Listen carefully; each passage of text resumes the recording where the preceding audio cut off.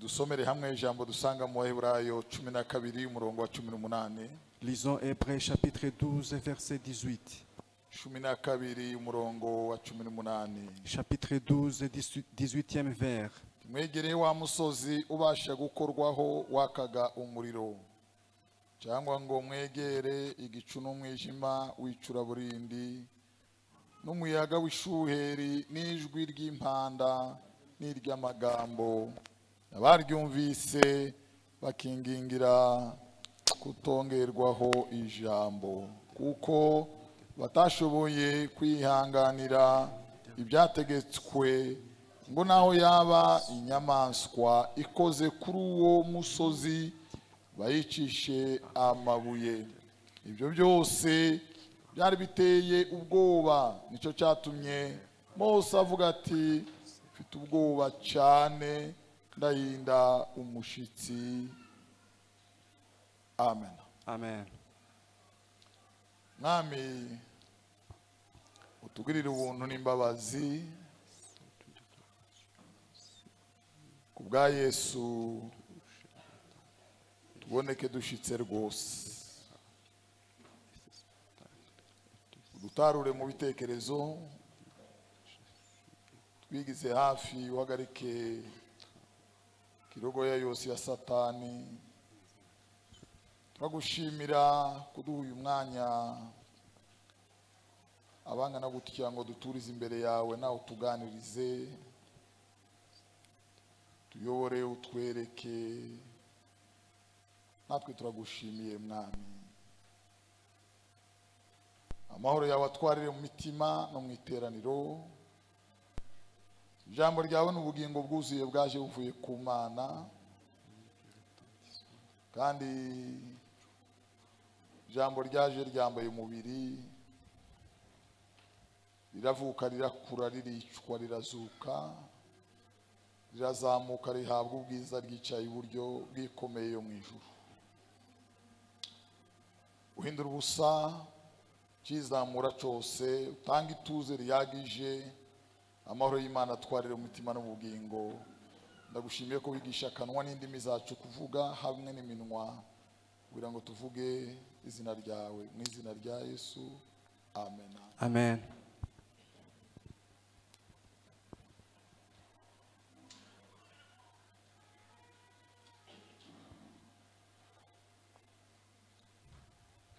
Turaganira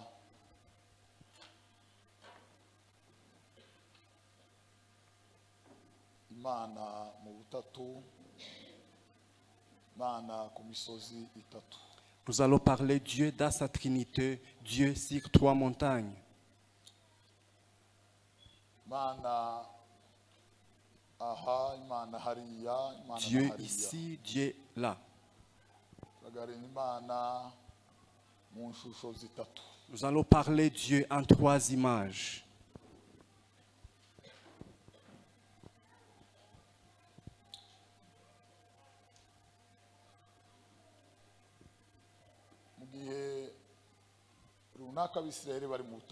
En un certain moment, lorsque les Israéliens étaient dans le désert,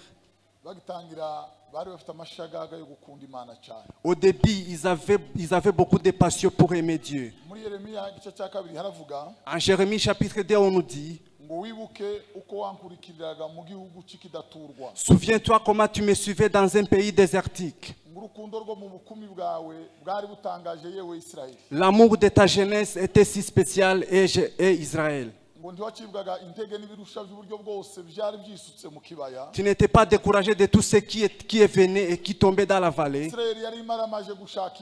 Israël était décidé de poursuivre Dieu.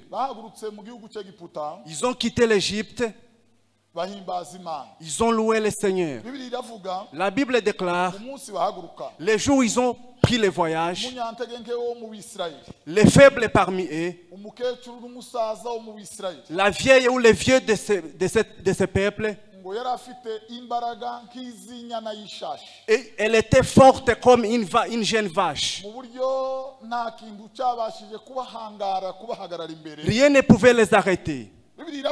La Bible déclare, même les chiens ne les ont pas arrêtés. Ils étaient si importants devant eux. Ils ont quitté, ils sont partis.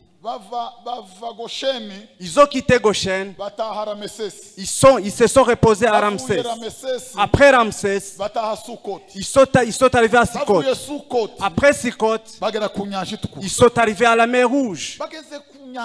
En y arrivant, les feux et la force qu'ils avaient, ça a commencé à diminuer. Devant les obstacles, ils ont commencé à être découragés. Devant les malheurs, ils ont été découragés. La Bible déclare, ils sont rentrés en Égypte dans leur cœur. Moïse pensait qu'il était avec eux. Dieu lui disait, ces peuples, ils sont rentrés en Égypte. Ils ne sont plus ici.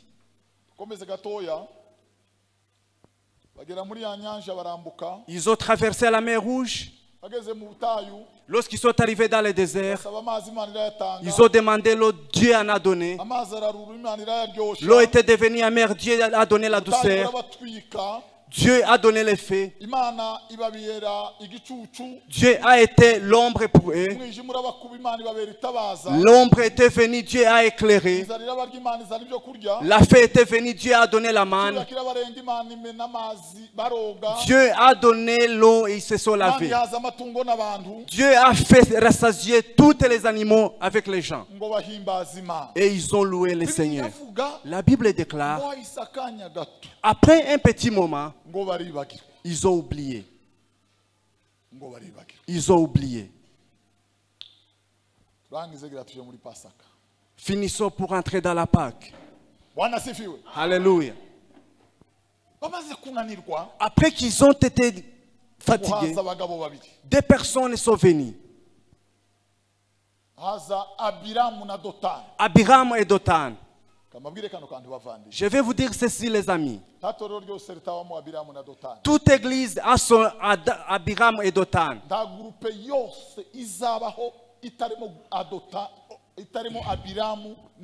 Aucun groupe qui n'a pas Abiram et Dotan.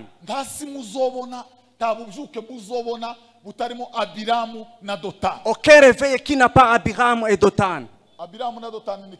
Qu'est-ce que ces gens ont fait? Moïse parlait aux gens. Levez-vous, partons. Ces gens disaient au peuple, comment vous allez partir sans manger? Comment vous avez mangé sans manger la viande? Asseyez-vous. Et il disait non. Levez-vous, ça ce n'est pas des choses qui peuvent nous arrêter. Ils sont là à tout moment. Ils sont là à tout moment.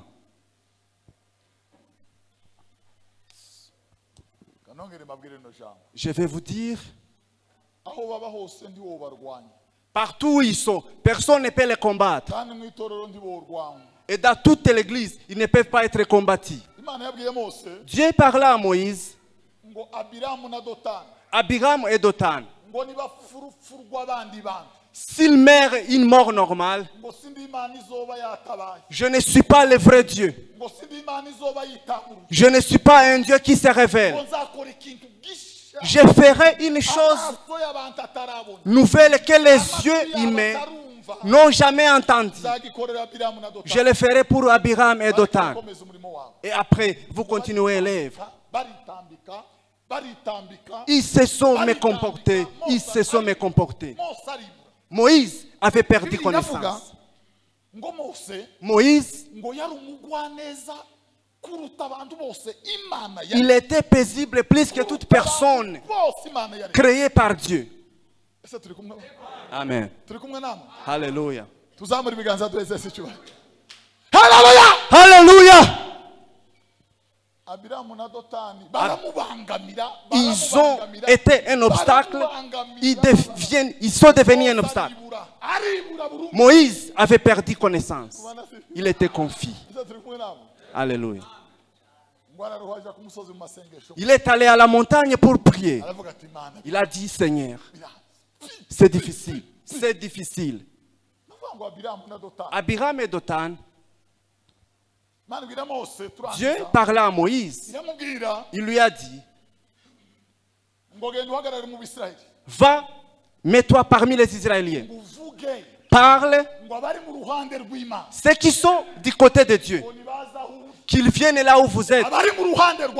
Ceux qui sont pour Dotan et Abiram, qu'ils les rejoignent. Parle au peuple. Très tôt le matin. Parle au peuple israélien. Que chacun fasse ce qui est au fond de son cœur. Ceux qui sont pour Dotan et Abiram, qu'ils aillent là où ils sont. Ceux qui sont pour Dieu, qu'ils viennent là où Moïse est. Et Dieu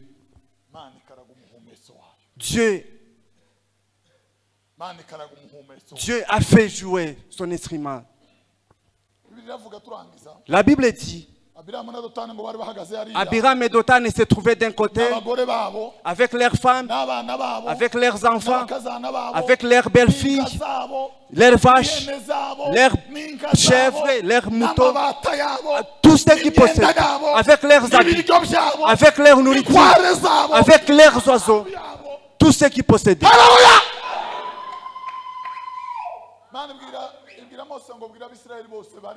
Il a dit, parle aux Israéliens de regarder. Je vais honorer le nom de Dieu. Dieu a fait une chose. Il a ordonné à la terre de s'ouvrir. C'est pour dire, ici et ici, le monde s'est ouvert. Il y a eu une fossée que l'entendement humain ne peut comprendre. Abiram avec les siens, ils ont été engloutis. Dieu a ramené la terre et la terre a continué. Et les vaches ont brouté jusqu'à présent. Jusqu'à présent. Personne ne sait là où ils sont. Alléluia!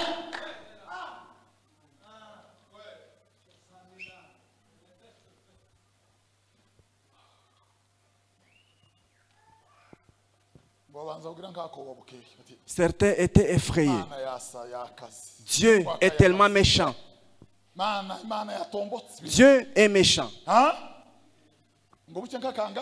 Quelques jours après, ils ont commencé à murmurer. Qu'est-ce qui est encore? Maintenant, Moïse, si ce n'est pas Moïse, c'est Aaron, son fils, son frère. Est-ce qu'il n'y a pas d'autres personnes? Est-ce qu'il n'y a pas d'autres personnes?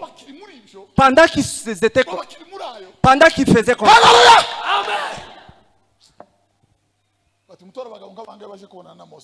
Cherchez quelques personnes pour aller voir Moïse. Va dire à Dieu, nous allons entrer dans la Pâque. Va parler à Dieu. Nous sommes fatigués de votre rencontre. Lorsque vous dites Dieu, il a vu Moïse et Aaron avec leur sœur Myriam, ces choses, on en a marre. Va parler à Dieu, qu'il vienne lui-même. Va parler à Dieu, qu'il vienne lui-même. Toutes ces femmes, ces hommes, toutes les personnes, ils sont à mesure de juger. Nous avons besoin de les voir. Que les yeux les touchent. Il y a des choses qu'on va poser. Alléluia.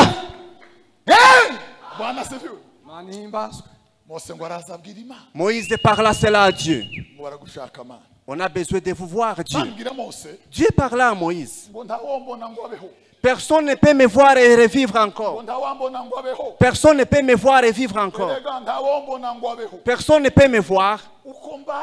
La façon dont je vis. En d'autres termes, je suis un mystère.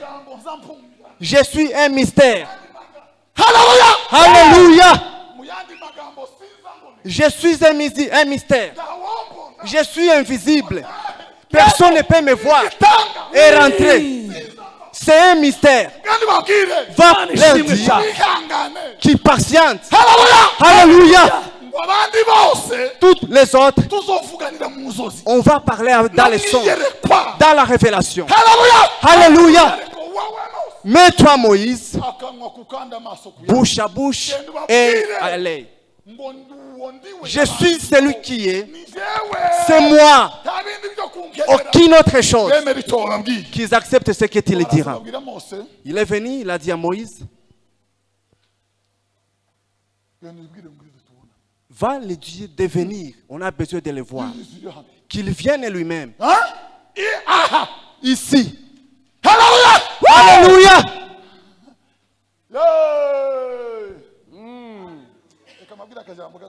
Je vais vous dire une chose pour terminer.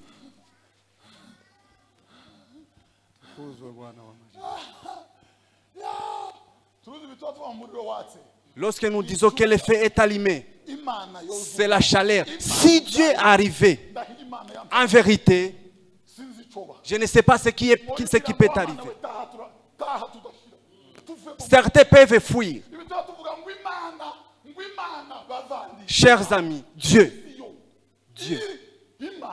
notre Dieu, Amen. Dieu, notre Dieu, Farume Berishaza alimwasi Mungu pale alipotumia vyombo vya hekaluni, nayo maandiko yalionekana. Le président avait préparé un festin. Tous les gouverneurs des 126 provinces, des généraux, des ministres, tout le monde était présent. Alléluia. Tukuzwe Bwana wa majeshi. Mani habwe shubahiro. Le roi Nebuchadnezzar, il gouvernait depuis l'Asie jusqu'en Éthiopie, jusqu'en Europe, jusqu'en Tunisie, jusqu'en Espagne, presque toute l'Europe, jusqu'à Rome. Elle avait 127 provinces. Il a tout invité. Ils sont venus. Ils ont fait le défilé. Les magiciens. Tout le monde était présent. Ils ont ouvert les primous et les champagnes. Ils ont commencé à danser. Qu'on amène les coupes. Qu'on a pris en captivité. Amenez les coupes. Amenez les coupes. Qu'ils ont tiré du liesse. En dessous des chérubins. Ils ont amené les coupes. Qui entourait la chaise, les trônes? Qui entourait la trône? Les sacrificateurs y entraient. Une fois là, ils ont tiré les coupes. Amenez ça ici. Le roi Nebuchadnezzar. Il faut craindre. Craignez Dieu.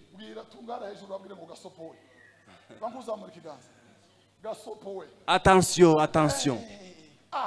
Ici, vous ne savez pas ici. Alléluia. Le roi Nebuchadnezzar, à cause des militaires qu'il avait, amené les coupes. Ils les ont amenées. Ils ont mis la bière, toutes sortes de la bière.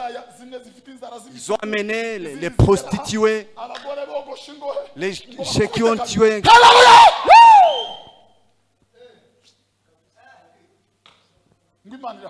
Dieu était furieux. Dieu était furieux. Dieu était jaloux. Dieu était jaloux. Alléluia.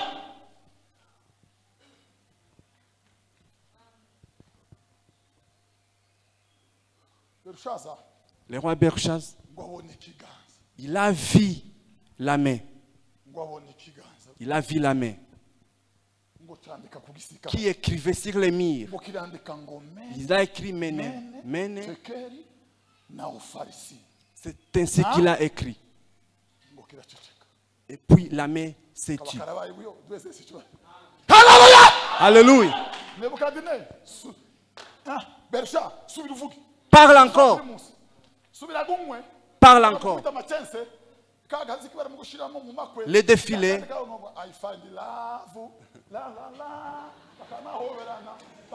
Les gens étaient en train de danser. Fais-les encore. Levez les mains.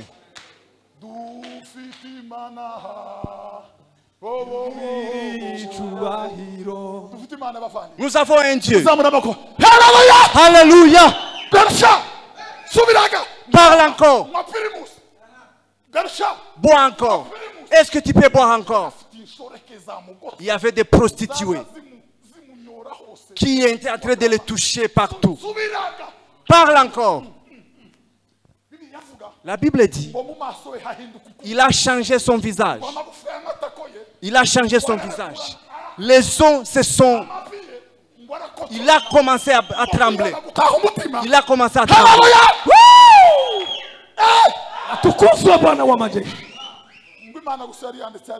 Dieu avait seulement écrit quelques écritures. Ils ont appelé Daniel pour interpréter. Ils ont appelé Daniel pour interpréter. Est-ce qu'il a fait des choses spéciales?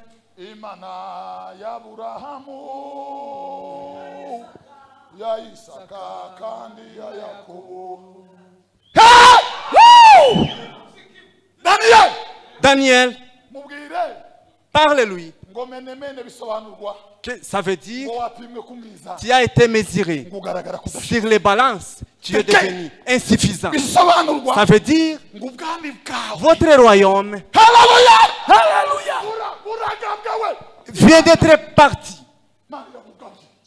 Dieu le donne à autrui. Il donne ça aux Mèdes et des Perses. Personne n'a encore dit. Dieu, le Dieu que nous parlons, le Dieu dont nous parlons, notre Dieu, nous avons un Dieu. Nous avons un Dieu. Nous avons un Dieu. Alléluia. Il est allé dans la forêt. Il a fait 7 ans sans manger ni boire. Les poils sont poussés. Il y a des poils qui ont poussé par-ci par-là. Tous les animaux, ils ont pensé qu'il était là parmi eux. La même espèce, la même nature. Les serpents, tous les animaux féroces. Il broutait comme les animaux. Il a brouté comme les animaux.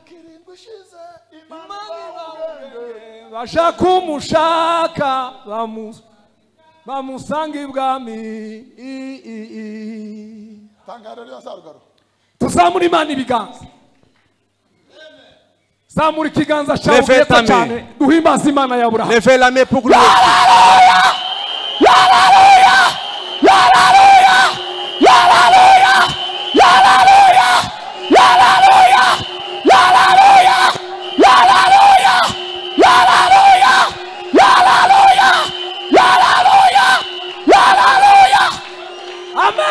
Amen. Le jour où il est revenu, à son retour, il a rencontré ceux qui venaient le chercher. Où est-ce que tu étais? Au ciel, il y a un Dieu. D'où vient monsieur le président? Au ciel, il y a un Dieu. Pourquoi tu n'étais pas à la maison? Au ciel, il y a un Dieu. Il y a un Dieu au ciel. Au ciel, il y a un Dieu. Il y a un Dieu. Il y a un Dieu au ciel. La Bible a dit, ils ont parlé à Moïse. On entre dans la Pâque. Nous avons besoin de voir Dieu. Vous verrez Dieu. C'est ça maintenant, leur faute. Dieu parle à Moïse, parle aux Israéliens de se préparer pendant 3 jours, qu'ils montent les monts Sinaï. Je vais me révéler. Je viendrai moi-même. Je ne vais pas déléguer. Amen. Dieu est le créateur du ciel et de la terre. C'est lui qui a fortifié les sources. C'est lui qui a barré les océans et les mers. C'est lui qui a barré les lacs. C'est lui qui nous donne le souffle de vie. C'est lui. Il a dit, je viendrai. Je viendrai. Je vais voir ce qu'ils veulent me poser comme question. 3 jours, au lieu d'aller se repentir, ils sont allés chez les tailleurs. Ils se sont préparés. Ils ont acheté des bracelets par-ci par-là et des chaînettes. Ils ont coiffé.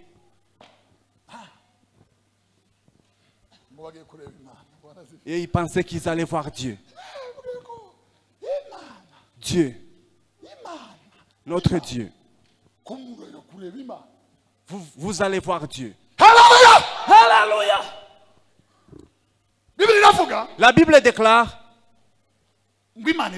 Dieu a dit sur les mots, que ce soit un animal, que ce soit un oiseau, c'est lui qui piétinera sur la montagne. Ils ont entouré la montagne. Le 3e jour, Moïse a dit, allez voir Dieu. Les hommes et les femmes sont montés. Tout le monde. Tout ce que vous voyez. Certains étaient arrêtés, d'autres, ils ont escaladé la montagne. Et Dieu. Alléluia.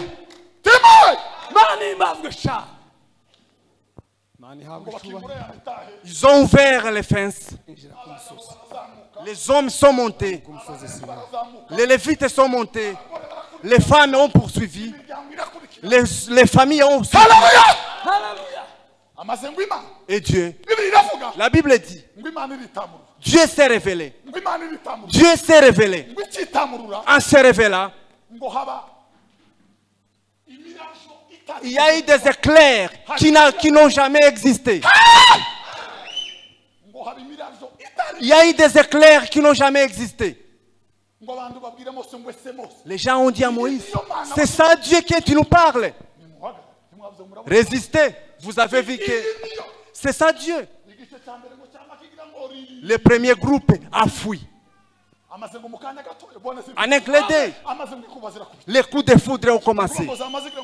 Les coups de foudre ont commencé. Les coups de foudre. C'est ça Dieu que tu nous parles.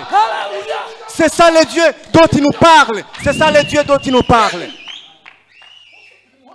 Moïse a dit, résistez.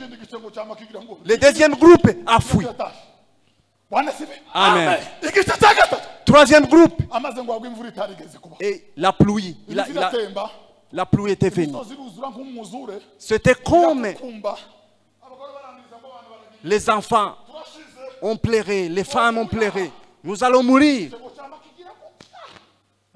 Alléluia. Le 3e groupe a fui. Moïse était resté seul. Écoutez un miracle. Écoutez ce miracle. Les coups de foudre se sont approchés. Moïse bougeait seulement. Les éclairs étaient là. Après cela, Dieu s'est révélé. Il a dit, Moïse, Moïse est mon serviteur. Moïse est mon serviteur. Moïse est mon serviteur. Moïse est mon serviteur. La Bible a dit, vous ne vous êtes pas approché. Qui était touché? Sur cette montagne, il y avait les feux. Il y avait les fumées avec l'obscurité. Il y a une voix qui a été entendue. Dieu a parlé dans l'obscurité. Dieu a parlé dans les éclairs. Tout le monde avait fui de son côté. Avec Moïse, il a eu peur. Il a dit, Dieu du ciel, ne parle plus, j'ai peur. Dieu du ciel, Dieu de nos aïeux, ne parle pas, j'ai peur. Je suis effrayé. Il était effrayé.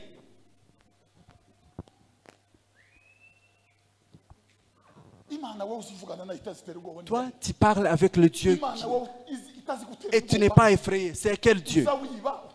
Tu voles et tu chantes. Tu es menteur, tu parles la langue.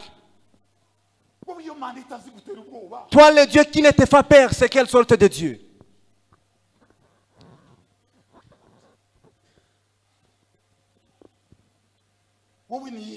C'est quelle sorte de Dieu? Tu es quelqu'un qui détruit et tu es chantre. Tu sers quel Dieu?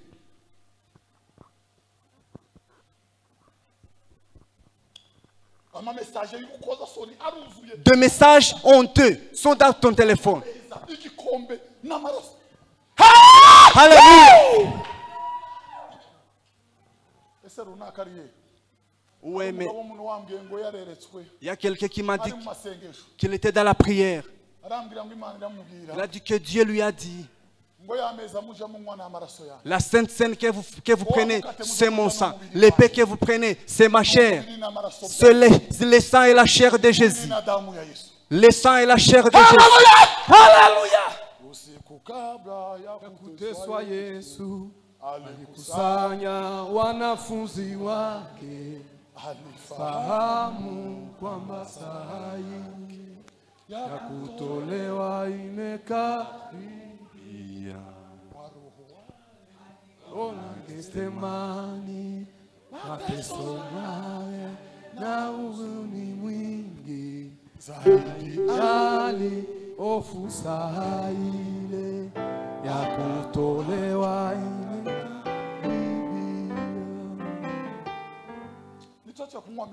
Avant d'aller à la Sainte Seine, tu n'es pas à Goma.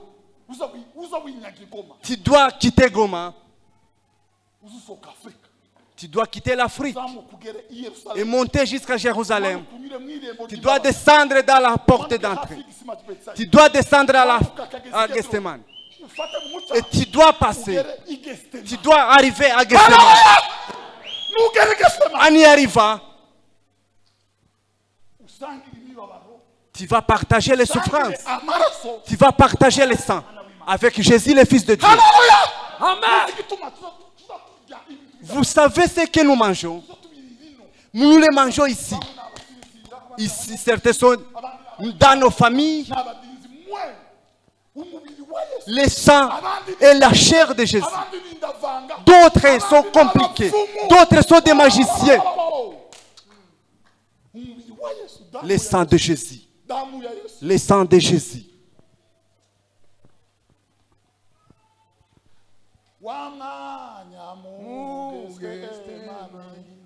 Sinza wibagirwa ubwo wabiragizuya isanamaraso. Alléluia. Alléluia. Amen. Le sang du Sauveur. Le sang du Rédempteur. Le sang du Rédempteur. Le sang de Jésus. Le sang de Jésus. Quelqu'un a témoigné. Il a dit qu'il était sorcier. Il est allé dans une famille. Ils étaient en train de manger. Avant d'aller au coin, il est entré.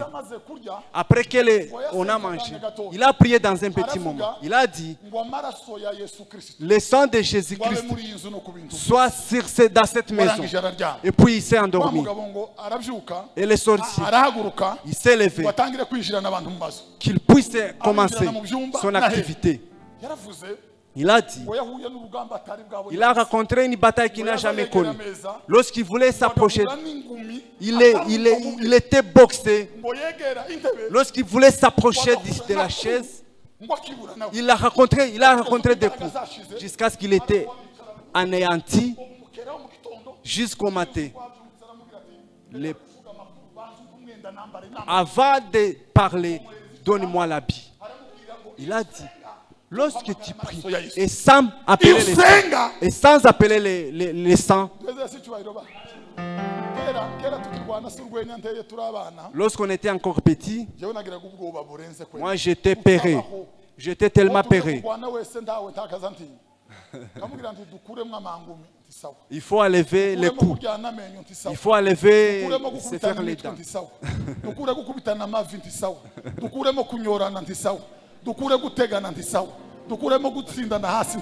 Tout cela on avait enlevé. Qu'est-ce qui restait maintenant?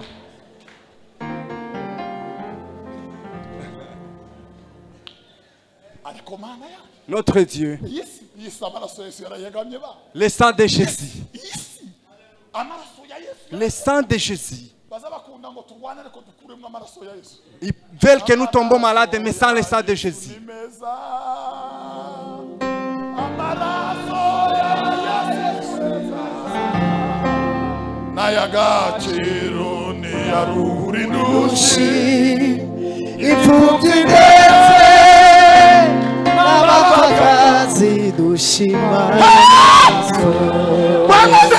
Alléluia. Si Jésus pouvait prêcher à Capernaum sans le sang, lorsqu'il allait prêcher à Corinthe et faire des miracles, avant que le sang de Jésus soit versé, ça n'avait pas d'importance. Jusqu'à la croix. Jusqu'à la croix. Jusqu'à la croix.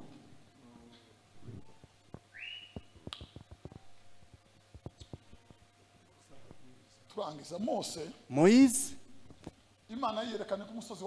lorsque Dieu s'est révélé sur les monts Sinaï, il était en colère. La deuxième fois que Moïse est venu, Dieu lui a donné 10 commandements. Et vous savez pourquoi c'est difficile? Dieu l'a fait parce qu'il était en colère. Il était en colère. Dieu lui a dit, va leur dire qu'il n'est pas d'autre Dieu à part moi, qui ne s'agenouille pour autre chose à part moi, qui ne s'agenouille pas à une autre chose, qui obéissent les sabbats, qui obéissent les parents, qui n'envient pas les femmes d'autrui, qui n'envient pas les maisons d'autrui, qui n'envient pas leurs serviteurs, qui n'envient pas leurs vaches.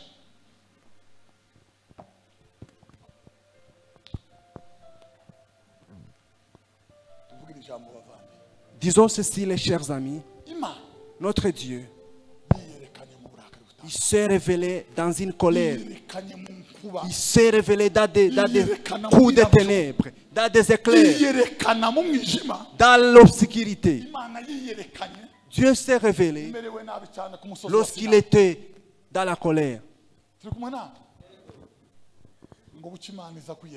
Et après Dieu s'est révélé sur les monts de Golgotha.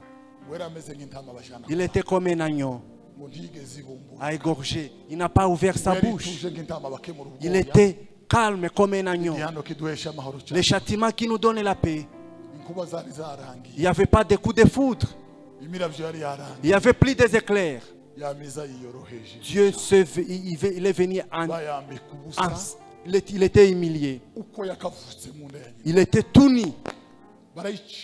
On a craché sur lui. On a tiré sa barbe. Il a porté la croix. Il n'a pas ouvert sa bouche.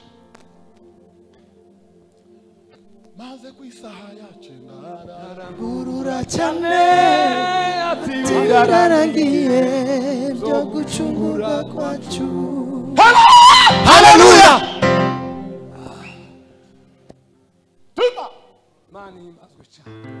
maze kwisahaya yacenda ararangurura cyane ati birarangiye no gucungurwa kwacu. Notre Dieu, il s'est révélé dans des coups de foudre, dans des éclairs, dans l'obscurité immense. Il a tout abandonné. Il est venu étant humble. Lorsqu'il était sur les mots à Golgotha, siyo simuhanga amaso yiherereye bose ati nimuze musange. Alléluia. Amen. Yes. Jésus, Yes. Jésus, Inyabihanga à Golgotha, baramubwiye ngo se on lui a posé la question, tugire gute que pouvons-nous faire? tuzi ko twokurekura Tu sais qu'on peut te relâcher. bakubisobanura Explique-toi. ngo yanga kuvuga Il a refusé de parler. urumwami w'abayuda Es-tu le roi des Juifs? baramubwira ngo wakabimenye Il a dit, vous le savez bien. bwana sivika Amen. ngo bongera kumubaza Ils ont posé la question, urinde qui es-tu? urinde Qui es-tu? urinde Qui es-tu? Il les a laissés. ngo yamacece Il s'est tué. ngo bakubita umusaya Ils ont frappé. bakubita uwundi Ils ont frappé. baramuzamura On l'a fait monter. bamutera icumu On l'a percé. bamutera icumu On l'a percé. umunsi bamubarika ku munsi wa munani Le jour qu'il a été béni, simiyoni yaravuze Siméon a dit, ngo uyu mwana cet enfant azaba ikigusha muri israheli sera un obstacle en Israël. Il sera un obstacle. Il va vous guider. Les dirigeants et les dirigés, ils seront irrités contre lui. ariko nawe Mais lui aussi, inkota izamwinjira mu mutima inkota un couteau va entrer dans son cœur. wagera inyabihanga yesu Lorsqu'il était à Golgotha, yesu wagera inyabihanga lorsqu'il est arrivé sur les mots de crâne, bwana sivi asiga inkuba il a laissé les coups de foudre. asiga ibintu byose Il a laissé les obstacles. wari yoroshe Il s'est humilié. bibiri iravuga La Bible dit, ngo jambo we yabayeho umuntu il a été un homme. Il a vécu avec ngo nous. tubone ubwiza bwe busa Nous avons vu sa gloire qui est ressemblée. ngo yari yuzuye Il était rempli. Il était rempli. imana yambara umubiri we Dieu a porté la nature humaine. Dieu porta la nature humaine. aravuga Paul a dit, si ugushidikanya il n'est plus à douter. Le mystère de Dieu. imana kwerekanwa Dieu s'est révélé ifite umubiri avec la chair. bangu wita gatoya wa